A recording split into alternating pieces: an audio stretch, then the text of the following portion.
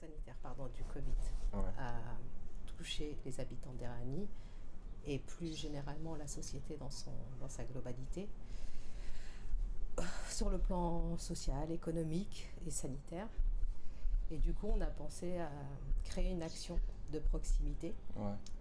pour aider les habitants à participer activement à la vie de quartier. Ouais. Et la structure Road Media est arrivée ainsi en fait. Donc on a Ok. pensé la structure Road Media à partir de cette crise sanitaire et de cette situation inédite. Ok. Le but étant de récolter la parole des habitants et on l'a pensé sous forme de recettes. Donc il était composé de deux structures distinctes. Il y avait le photo booth. Ouais. C'était pour avoir un souvenir de la journée de façon ludique. Donc on prenait la photo avec des cadres que les jeunes avaient customisés, etc. Et la structure principale, c'était là où il y avait les interviews qui avaient été prédéfinies, que tu as menées le jour J.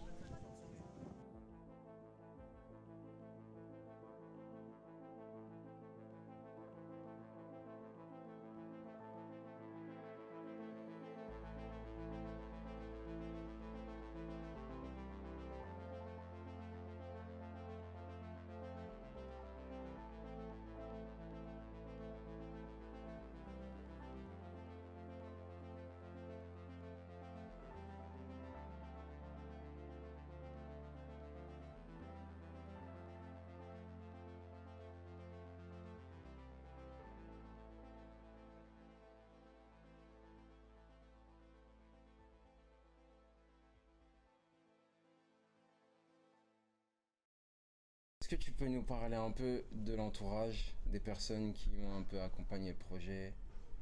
Alors, on s'est appuyé sur le partenaire ville, en l'occurrence Abdelkader Benchelef, animateur multimédia au Fab Lab.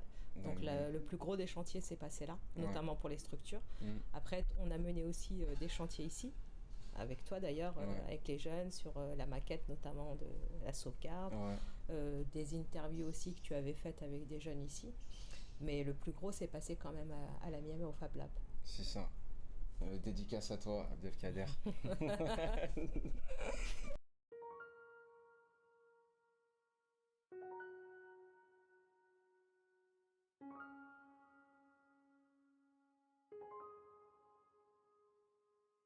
Pourquoi je l'équipe, je m'appelle Demba Youssoufou, dites-moi que j'ai besoin. Ça commence à partir de là, il y a toujours un point d'origine. Tu vois? C'est ce qui est arrivé à ma fille.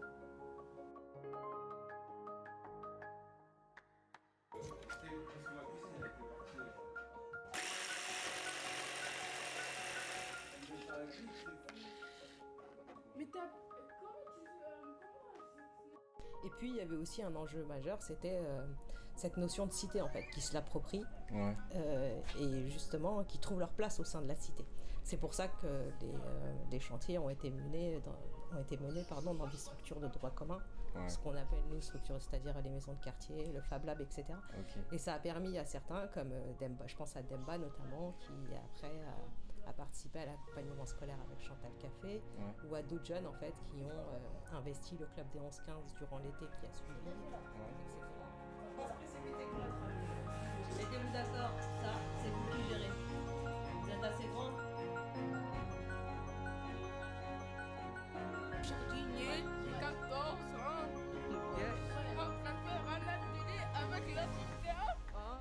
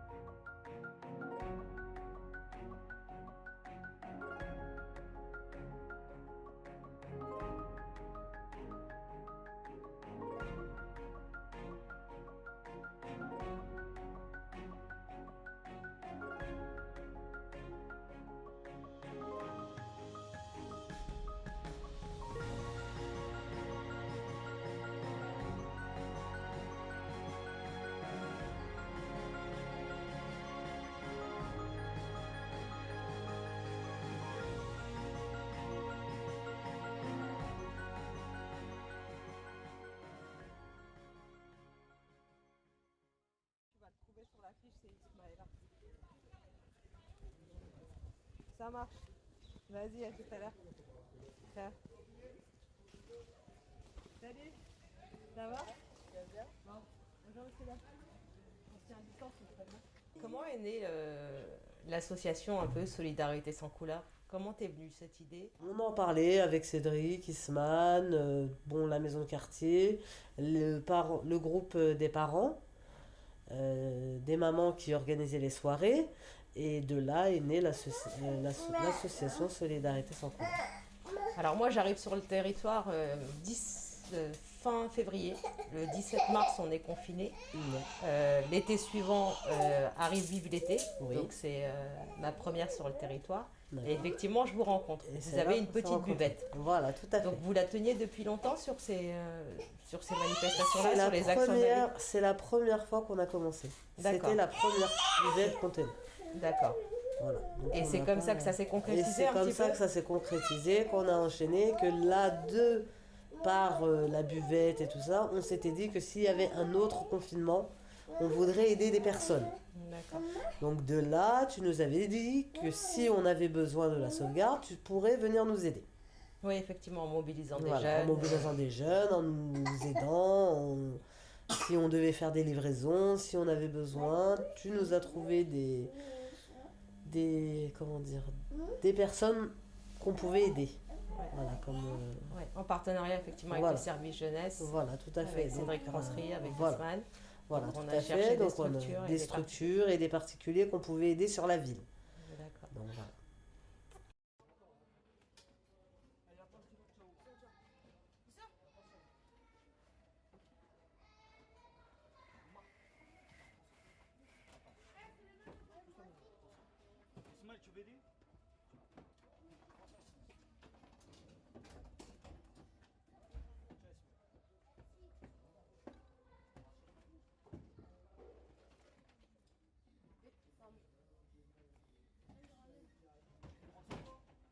Alors, le premier confinement, bon, j'ai eu le Covid, donc j'étais malade, les enfants se sont bien occupés de moi. Et par la suite, on s'est rapprochés. C'est-à-dire que le confinement, je pensais que j'avais peur, j'appréhendais, je me suis dit ça va être l'horreur parce que Souleymane, c'est un enfant hyperactif, il a besoin de prendre l'air. Mais bizarrement, ça s'est bien passé. On a appris à se découvrir, à passer du temps ensemble. On n'avait pas le choix, on ne pouvait pas sortir, donc on était ensemble H24 et ça s'est plutôt bien passé. Est-ce que vous trouvez qu'au niveau de l'évolution et des interactions dans la famille, l'évolution de Souleymane, comment elle a été à ce moment-là quand il a intégré les chantiers, le projet par la suite? Bah, ce qui était bien, c'est que à partir du moment où il est occupé, et bah, j'arrive à discuter avec lui. En fait, quand il est stimulé par quelque chose, je retrouve, Souleymane, j'arrive à avoir une conversation avec lui, il arrive à m'entendre, parce qu'au bout, il a quelque chose qui l'intéresse. Donc, comme il aimait bien aller au chantier, etc., donc la semaine du chantier, ça se passait bien à la maison, jusqu'à ce que, voilà, après le chantier, bah, il reprend chasse naturelle et revient au galop, comme on dit. D'accord.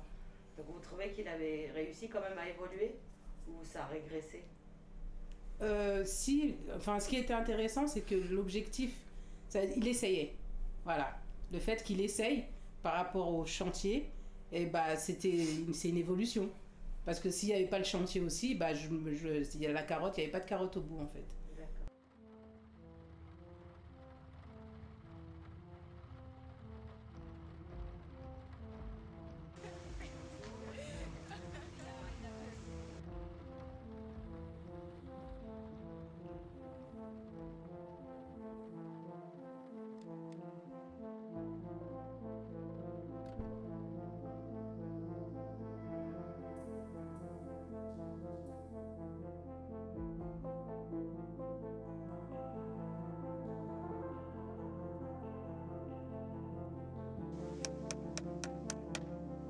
On va laisser les garçons.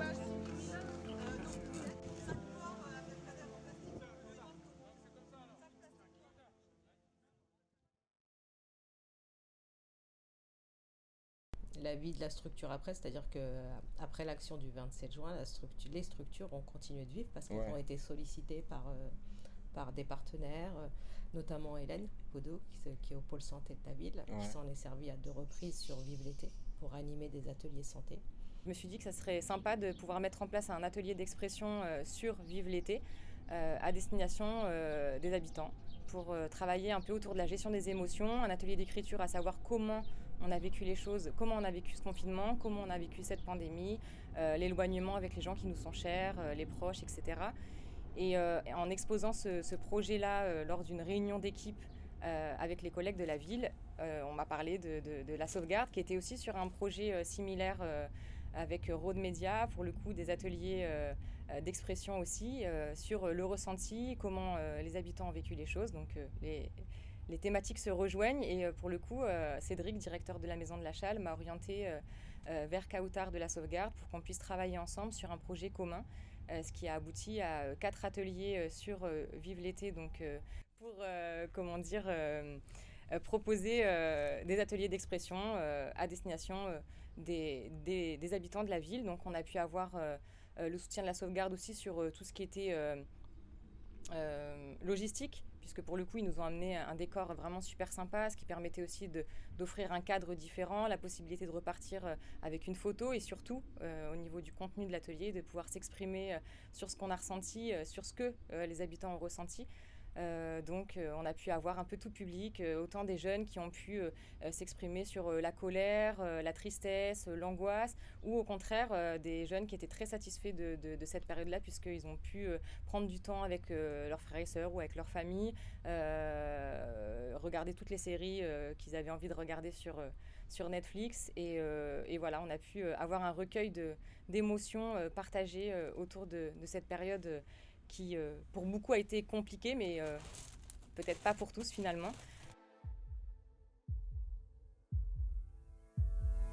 Bonjour, je m'appelle Bakary Baradi, j'habite à Erani. Je m'appelle Ounaï Sam Sherif. Bonjour, je m'appelle Aline Djei, j'ai 10 ans. Bonjour, je m'appelle Ousmane Djei, j'habite à Erani, je viens juste de venir à Erani du coup. Voilà, c'est tout. J'ai 12 ans et demi. Bonjour, Freddy Pater, 49 ans, père de 2 enfants, un garçon et une fille, commercial dans les assurances et conseiller municipal délégué aux maisons de quartier et à la jeunesse. Oui, bonjour, donc Cédric Francery, je suis responsable du département lien social pour la ville d'Erani.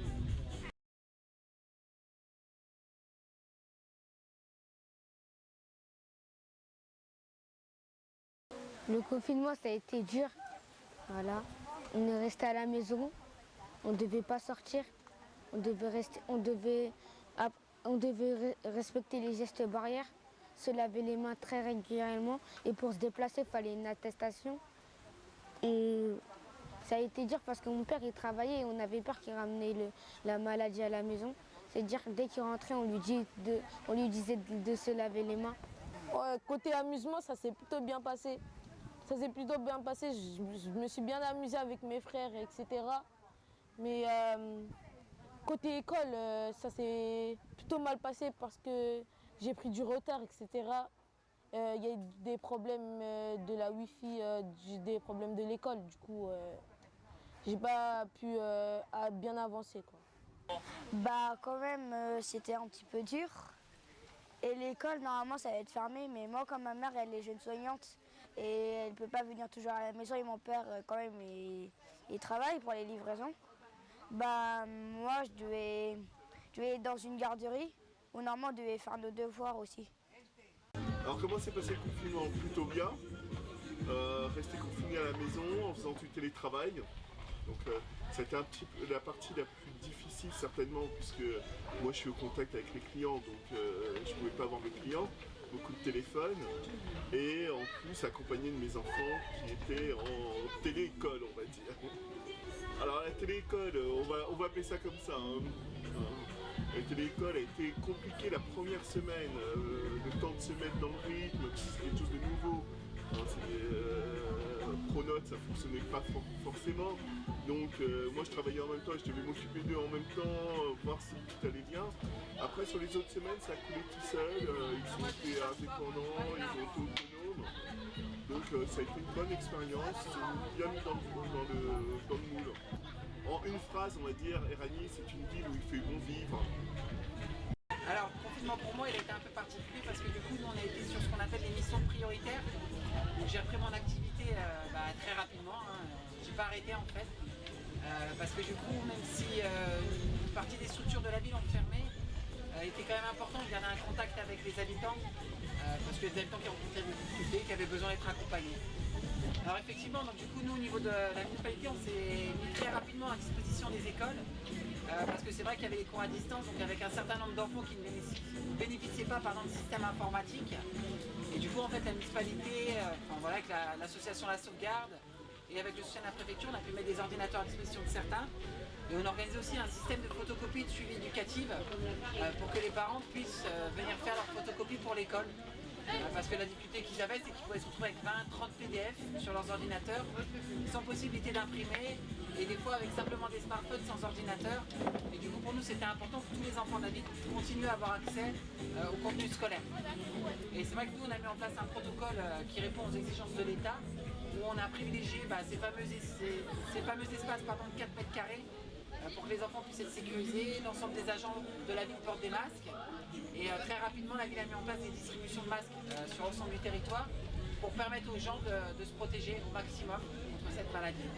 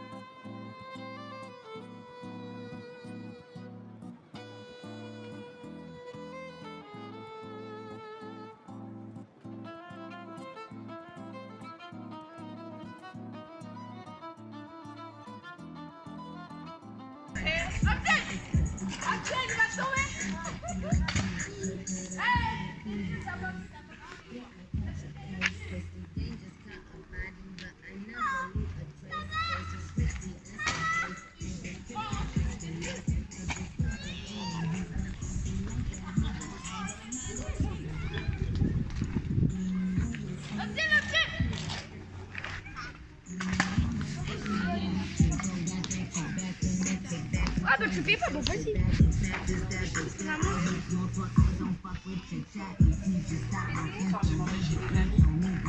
Sinon t'auras 300 personnes, à 30 degrés.